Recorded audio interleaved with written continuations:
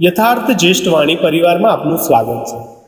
આજે આપણે સાંભળીશું ગર્ભસ્થ શિશુ સાથે માતાની પ્રેમભરી વાતચીત। સગર્ભાવસ્થા એ નારી જીવનનો સુવર્ણ કાળ છે। સગર્ભા અને ગર્ભસ્થ શિશુ બંનેના માટે આ મૂલ્યવાન સમય છે। માતા જેવું ઈચ્છે, જેવું વિચારે તેવું બાળક પ્રાપ્ત કરી શકે છે। ગર્ભમાં રહેલ બાળકના તન, મન અને સ્વેદન તંત્રને માતાએ ઉત્તમ રીતે ઘડવાના છે। સગર્ભા માતા પોતાના વિચારો, લાગણીઓ, ભાવનાઓ અને કાર્યો દ્વારા ગર્ભસ્થ શિશુને ઘડે છે। વાતચીત અંગેનું માર્ગદર્શન। ગર્ભસ્થ શિશુ માટે સગર્ભાએ દરરોજ નિશ્ચિત સમયે વાતચીત કરવી। ગર્ભસ્થ શિશુ સાથે વાતચીત દરમિયાન સગર્ભા સાથે તેના પતિ પણ જોડાય।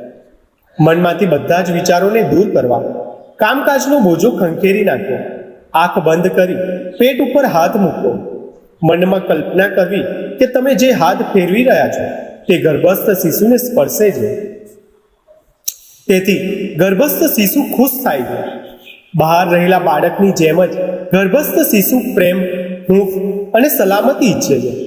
બાળક સાથે પ્રેમભરી વાતચીત કરવી। આ વાતચીતથી બાળક અનુભવે છે કે મારું ઘણું જ મહત્વ છે અને મારી માતા મારા આગમનથી ખુશ છે। ગર્ભસ્થ શિશુને સુંદર સંગીત, મધુર ગીતો સંભળાવવા, સ્તુતિ સ્ત્રોતોનો શુદ્ધ સ્વરે પાઠ કરવો, તેથી બાળકના ઉચ્ચાર શુદ્ધ બને છે। સગર્ભા માતાએ ગર્ભસ્થ શિશુના સર્વાંગી વિકાસ માટે ઈશ્વરને પ્રાર્થના કરવી। પ્રાર્થનાથી સગર્ભાનું મન શાંત થશે, આવેગો કાબૂમાં રહેશે, તેથી ગર્ભસ્થ શિશુ પર વિપરીત અસર થતી નહીં। જો આજની કથાએ તમને પ્રેરણા આપી હોય તો વિડીયોને લાઈક કરો અને યથાર્થ જ્યેષ્ઠ વાણી પરિવારનો ભાગ બનવા માટે હમણાં જ સબસ્ક્રાઇબ કરો। તમારું એક સબસ્ક્રાઇબ અમને વધુ પ્રેરણાદાયક કથાઓ લાવવા માટે શક્તિ આપે છે। મળીએ ફરી એક નવી પ્રેરણા કથા સાથે। જય શ્રી કૃષ્ણ।